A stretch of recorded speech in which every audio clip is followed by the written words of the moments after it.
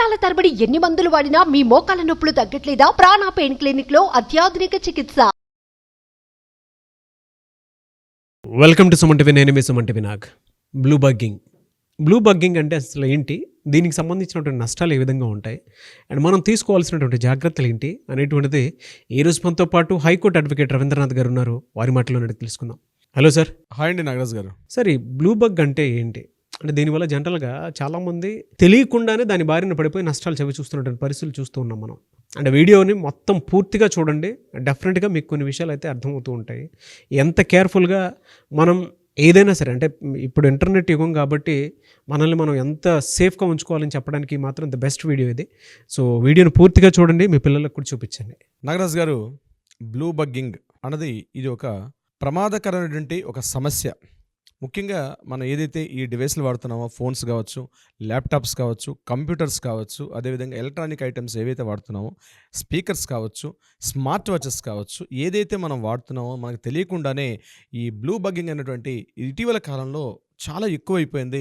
ముఖ్యంగా దీని మీద ఢిల్లీ, చెన్నై, కోల్కతా ఇటువంటి మహానగరాల్లో దీని మీద ఆల్రెడీ కొన్ని కేసులు నమోదై ఉన్నాయి. ఆల్రెడీ దీనికి సంబంధించి నేను యాక్చువల్గా ఇది నాకు సంబంధించిన విషయం కాదు, లీగల్ సంబంధించి మాట్లాడదాం అనుకున్నాను. కానీ ఇటీవల కేసులు అయితే ఎప్పుడైతే ప్రమాదకరంగా మారాయో, చాలా కేసులు ఎప్పుడైతే వస్తున్నాయో, దీన్ని ఇమీడియట్గా నిన్న రీసెంట్గా తెలంగాణ ఫోరంలో కూడా, ముఖ్యంగా సైబర్ ఫోరంలో కూడా దీని మీద ఒక చర్చా గోష్ఠి నడిచింది. ఇటువంటి ప్రమాదాలు కూడా తొందరలో వచ్చే అవకాశం ఉంది కాబట్టి ప్రజల్ని హెచ్చరించే ఉద్దేశంతో అసలు ఈ బ్లూ బగ్గింగ్ ఏంటి, ఎలా వ్యాప్తి చెందుతుంది, దీని బారిన మనం ఎలా పడతాం మనం అనే విషయాలు నాకు తెలిసిన ఇన్ఫర్మేషన్ మీకు అందజేసే ప్రయత్నం చేస్తాను. డెఫినెట్గా ఏంటంటే ఇది వాల్యుబుల్గా ఉన్న ఇన్ఫర్మేషన్ నాగరాజ్ గారు. ఈరోజు మనం డివైస్ లేకుండా బయట ఏ పని చేయలేని పరిస్థితి. ముఖ్యంగా మనం ఫోన్పేలు కావచ్చు, గూగుల్ పేలు కావచ్చు, పేమెంట్స్ ఇవ్వాలన్నా, పేమెంట్ తీసుకోవాలనుకున్నా, అదేవిధంగా ఎనీ ఐటమ్ మనం ఏ సొసైటీలో మార్నింగ్ టు ఈవినింగ్ వరకు మనం డివైస్ లేకుండా, ముఖ్యంగా ఇంటర్నెట్ వినియోగం లేకుండా ఏ పని కూడా చేయలేని పరిస్థితిలో ఈరోజు మనం ఉన్నాం.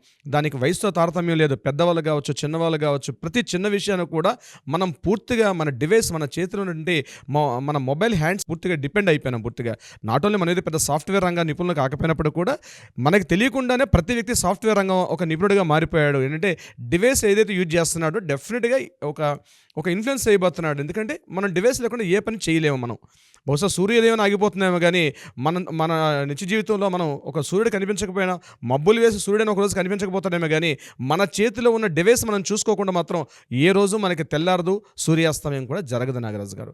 సో ఇటువంటిప్పుడు ఏదైతే ఈ వైరస్లు వస్తున్నాయో దీనికి సంబంధించి మనం కొద్దిగా అలర్ట్గా ఉండాల్సిన ఆవశ్యకత అయితే ఉంది. ఏ రకంగా అసలు ఈ బ్లూ బగ్గింగ్ అంటే ఏమిటి? ఇప్పుడు మీరు ముందుగా అడిగిన ప్రశ్న ఏంటంటే ఎన్నో విషయాలు ఉన్నాయి. అందులో ఈరోజు మనం చర్చలో తీసుకునే విషయం ఏంటంటే ఈ బ్లూ బగ్గింగ్ అంటే సింపుల్ ఏం లేదండి. మనం ఆల్రెడీ బ్లూటూత్ వాడకం అనేది ఇటీవల కాలంలో చాలా ఎక్కువగా పెరిగింది. అంటే ఏం చేస్తున్నాం, మనం వాడుతున్నటువంటి యూట్యూబ్లో వీడియోస్ కావచ్చు, లేకపోతే మనం ఫ్రెండ్స్తో మాట్లాడడానికి కావచ్చు, లేకపోతే వీడియోస్ చూడడానికి కావచ్చు, ఎనీథింగ్. ఈ మధ్య అది కూడా వైర్లెస్ బ్లూటూత్ వాడకం చాలా అధికమైపోయింది. ఎప్పుడైతే ఏది ఎక్కువగా యూజ్ చేస్తుంటారో అక్కడే ఈ సైబర్ నేరగాళ్ళు అన్న వాళ్ళు ఇక్కడే ఇంటర్ఫేర్ అవుతూ ఉంటారు.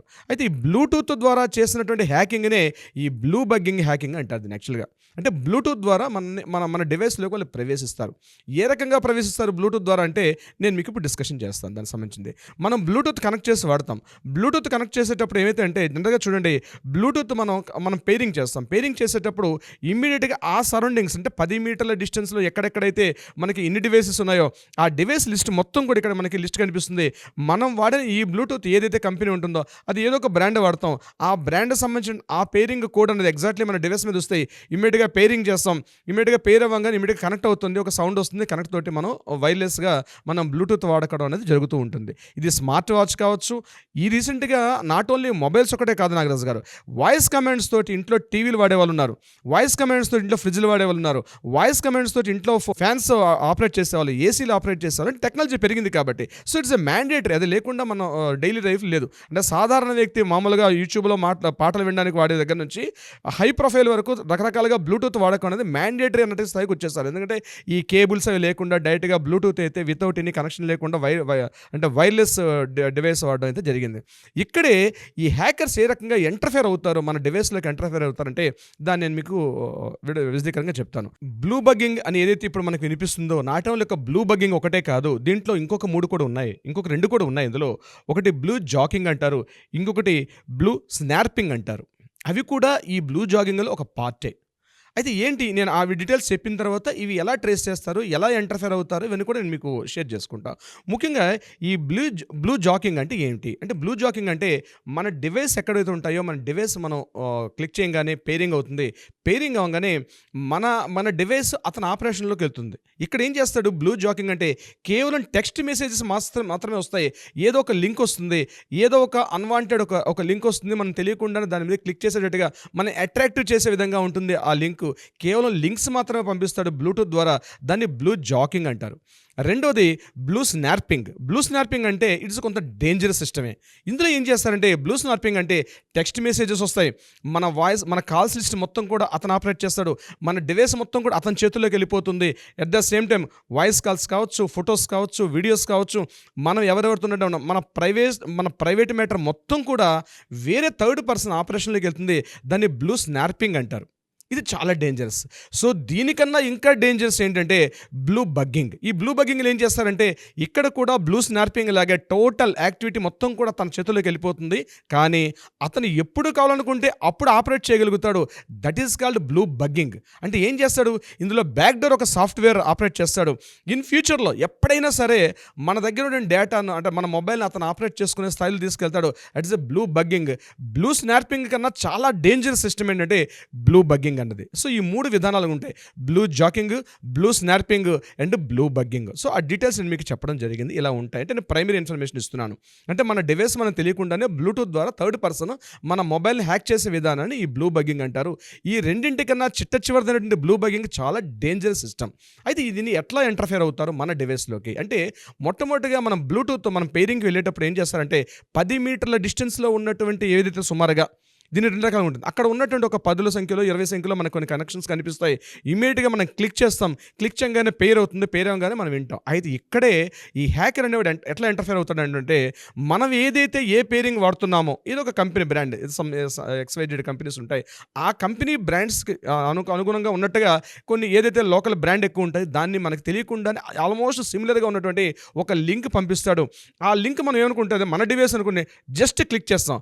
విత్ ఇన్ ఫ్రాక్షన్ ఆఫ్ సెకండ్స్లో జస్ట్ క్లిక్ చేసి జస్ట్ పెయిర్ అన్నటువంటి క్లిక్ చేసే సందర్భంలోనే ఇమ్మీడియట్గా మన డివైస్ అతని చేతుల్లోకి వెళ్ళిపోతుంది. This is the stage 1. Stage 2లో ఏం చేస్తాడంటే ఎప్పుడైతే పేరింగ్ అయిందో ఇమ్మీడియట్గా ఆయన మన సిస్టమ్ని తన కంట్రోల్ తీసుకుంటాడు. ఇమ్మీడియట్గా మన సిస్టంలోకి ఒక లింక్ వస్తుంది. మనకు తెలియకుండా ఆ లింక్ మనం క్లిక్ చేసినా క్లిక్ చేయకపోయినా ఇమ్మీడియట్గా ఆయన ఒక మాల్వేర్ పంపిస్తాడు. ఆ సాఫ్ట్వేర్ ద్వారా కొన్ని సాఫ్ట్వేర్స్ కొన్ని ప్రత్యేక హార్డ్వేర్ పరికరాల ద్వారా ఎప్పుడైతే పేరులోకి తీసుకున్నాడో ఇమ్మీడియట్గా అక్కడ మన సాఫ్ట్వేర్ మొత్తం ఆయన సాఫ్ట్వేర్ ఇన్స్టాల్ చేస్తాడు. సో మాల్వేర్ ఇన్స్టాల్ అయిపోయింది మన డివైస్లోకి, ఆ మాల్వేర్ ఇన్స్టాల్ అయిపోతుంది. This is the stage 2. Stage 3లో ఏం చేస్తాడంటే ఎప్పుడైతే మాల్వేర్ ఇన్స్టాల్ అయిందో ఇమీడియట్గా మన ఒక డేటాని ఇమీడియట్గా అతను డీకోడ్ చేసుకుంటాడు. మన డేటా మొత్తం అందులో కాంటాక్ట్ లిస్ట్ కావచ్చు, ఫొటోస్ కావచ్చు, వీడియోస్ కావచ్చు, ఇట్లాంటివన్నీ కూడా మనకు తెలియకుండానే అతను ఆపరేషన్లోకి వెళ్ళిపోతుంది.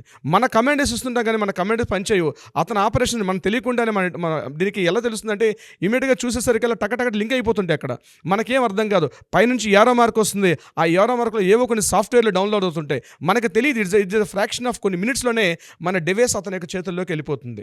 ఇది 3rd స్టేజ్.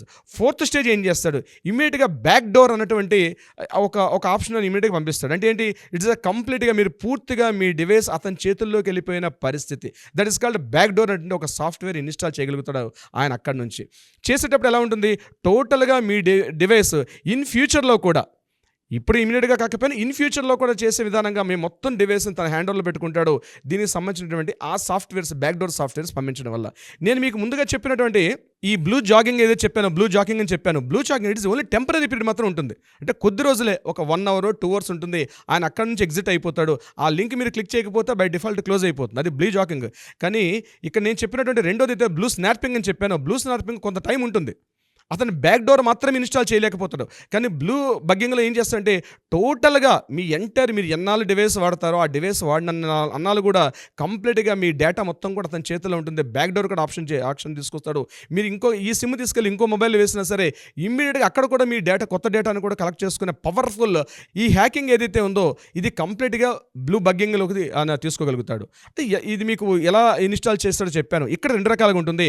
కొన్ని సాఫ్ట్వేర్స్ ఏంటంటే మీ నియర్ బై ఉన్నటువంటి ఉన్నటువంటి హౌసెస్లో, ముఖ్యంగా బాగా ఉన్నటువంటి ఏరియాస్లో మీకు 10 మీటర్ల డిస్టెన్స్లో మీకు కనిపించే వాటిలో ఏదో దాన్ని క్లిక్ అవ్వడం ఇంతకుముందు జరిగేది. కానీ రీసెంట్గా వచ్చిన సాఫ్ట్వేర్ టెక్నాలజీస్ అంటే నియర్ బై, అంటే సుమారుగా ఒక 10 కిలోమీటర్లు 20 కిలోమీటర్ రేడియస్లో ఉన్నటువంటి వాటిలో కూడా తెలియకుండానే మీకు ఏదో ఒక పెయిరింగ్ వస్తుంటుంది. ఇమీడియట్గా మీరు క్లిక్ చేయగానే మీకు తెలియకుండానే ఆ థర్డ్ పర్సన్ హ్యాకర్ మీ డివైస్లోకి వచ్చి కూర్చుంటాడు. మీకు తెలియకుండా టోటల్ డేటా అనేది తస్కరిస్తాడు. ఇది ఏం చేస్తాడు? రకరకాల బ్లాక్మెయిలింగ్స్ చేస్తాడు. రకరకాలుగా ఉన్నటువంటి ఎంత మిస్యూజ్ చేయాలో అంత మిస్యూజ్ చేస్తాడు. తెలియని వాళ్ళు ఏం చేస్తారంటే తెలియకుండానే ఆ మోసాలకు గురి కాబడే అవకాశం కూడా ఉంటుంది.